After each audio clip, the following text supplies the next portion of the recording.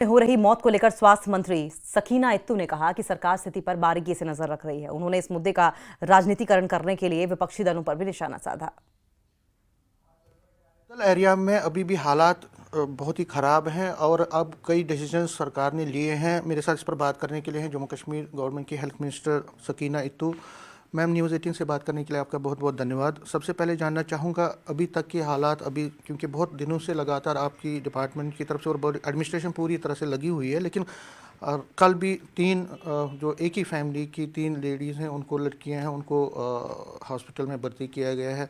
हालात अभी भी बहुत, और वहाँ बहुत दहशत का माहौल है। क्या स्टेटस है अभी? ये सही बात है, क्योंकि इसके लिए जितना अफसोस किया जाए वो कम है, क्योंकि इस हादसे में जो बच्चे या कुछ जवान भी या बुज़ुर्ग भी जिनकी मौत हुई, ज़्यादातर बच्चे जो है इस के दौरान जो है वो उनकी मौत हुई है। मैं समझती हूँ कि ये सबसे बड़ी दुख की बात है और जितना इस पर कंडेम किया जाए वो कम है। लेकिन ये इंसिडेंट जो हुए हैं ये शुरू हुए हैं दिसंबर में जब वहाँ 5 लोगों की मौत हो गई है, तो उस वक्त जो है हेल्थ डिपार्टमेंट ने सारी अपनी टीमें वहाँ पे भेजी हैं।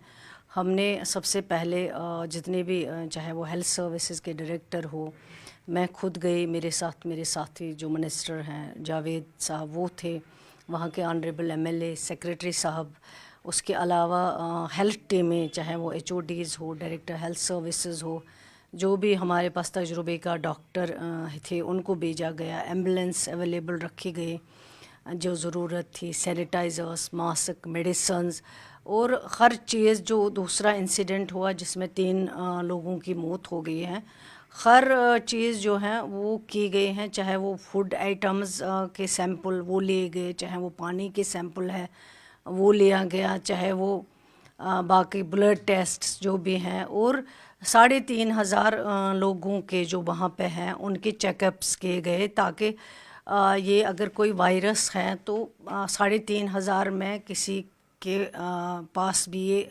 बीमारी जो है पाई जा सकती है।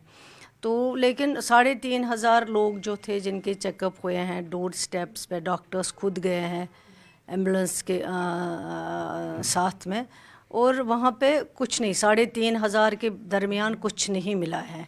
लेकिन जो ये प्रॉब्लम है ये सिर्फ विदिन 3 फैमिलीज़ में पाई गई, और 3 ही फैमिलीज़ में जो डेथ्स हुए हैं वो सिर्फ इन्हीं 3 फैमिलीज़ में हैं जो आपस में रिलेशन में है, चाहे वो कज़न्स है चाहे वो और किसी रिलेशन में है।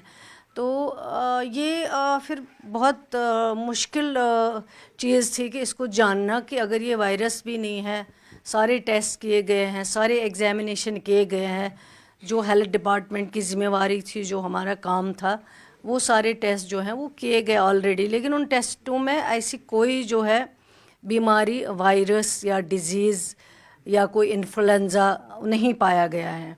उसके बाद जब तीसरा इंसिडेंट हुआ है तो फिर ये जो कुछ टेस्ट्स बाकी थे, चाहे वो एफएसएल रिपोर्ट की बात करें, सारे जितने भी लैब्स हैं, चाहे वो लखनऊ की लैब हो, चंडीगढ़ की लैब हो, दिल्ली की लैब हो या हमारी यहाँ जीएमसी की, उन सब में रिपोर्ट्स भेजे गए, वहाँ से रिपोर्ट्स आए, लेकिन उनमें से इस तरह की बीमारी जो है हर कोई नेगेटिव रिपोर्ट आया है, चाहे वो फूड ग्रेन्स की रिपोर्ट है।